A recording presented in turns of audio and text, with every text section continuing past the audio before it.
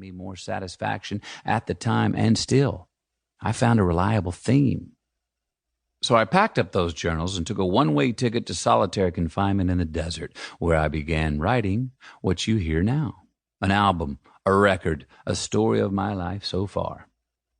Things I witnessed, dreamed, chased, gave, and received. Truth bombs that interrupted my space and time in ways I could not ignore. Contracts I have made with myself, many of which I live up to, most of which I still pursue. These are my sights and scenes, felt and figured out, cools and shamefuls, graces, truths, and beauties of brutality, initiations, invitations, calibrations, and graduations, getting away with, getting caught, and getting wet, trying to dance between the raindrops. Rites of passage. All between are on the other side of persistence and letting go, on the way to the science of satisfaction in this great experiment called life. Hopefully, it's medicine that tastes good. A couple of aspirin instead of the infirmary. A spaceship to Mars without needing your pilot's license. Going to church without having to be born again, and laughing through the tears. It's a love letter to life.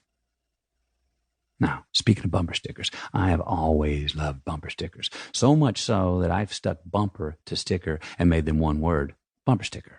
They're lyrics, one-liners, quick hitters, unobtrusive personal preferences that people publicly express. They're cheap and they're fun. They don't have to be politically correct because, well, they're just bumper stickers. From the font they're in, to the color scheme, to the word or words they say, a bumper sticker tells you a lot about the person behind the wheel in front of you. Their political views, if they've got a family or not, if they're free spirits or conformist, funny or serious, what kind of pets they have, what kind of music they like, even what their religious beliefs might be.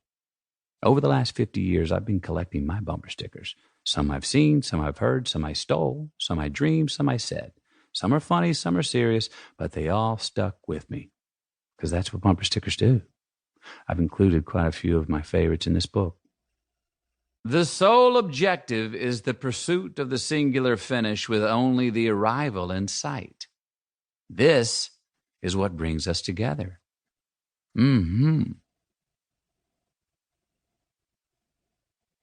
Sometimes you got to go back to go forward.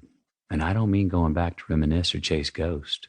I mean go back to see where you came from, where you've been, how you got here. That's me from a Lincoln ad in 2014. You might remember that one. It got parodied quite a bit. Sold a lot of cars, too. So, how did I get here? Well, I've earned a few scars getting through this rodeo of humanity. I've been good at it. I've been not so good at it. And ultimately, I've found some pleasure in all of it, either way. Here are some facts about me to help set the table. I am the youngest brother of 3 and the son of parents who were twice divorced and thrice married to each other. We grew up saying, "I love you" to each other. We meant it. I got whipped until my butt bled for putting on a Cracker Jack tattoo when I was 10 years old. When I first threatened to run away from home, my parents packed my bags for me. My dad wasn't there the day I was born. He called my mom and said, "Only thing I have to say is if it's a boy, don't name him Kelly." The only thing I ever knew I wanted to be in life was a father. I learned to swim when my mom threw me in the Llano River, and I was either going to float off the rocky waterfall 30 yards downstream or make it back to the bank. I made it to the bank. I was always the first one to wear out the knees in my tough-skin jeans. For 2 years, I led the under-12 soccer league in red cards as a goalie. When I kept whining about my lone pair of tennis shoes being old and out of fashion, my mom told me, "Keep griping, and I'll take you to meet the boy with no feet." I was blackmailed into having sex for the first time when I was 15. I was certain I was going to hell for the premarital sex. Today, I am merely certain that I hope that's not the case.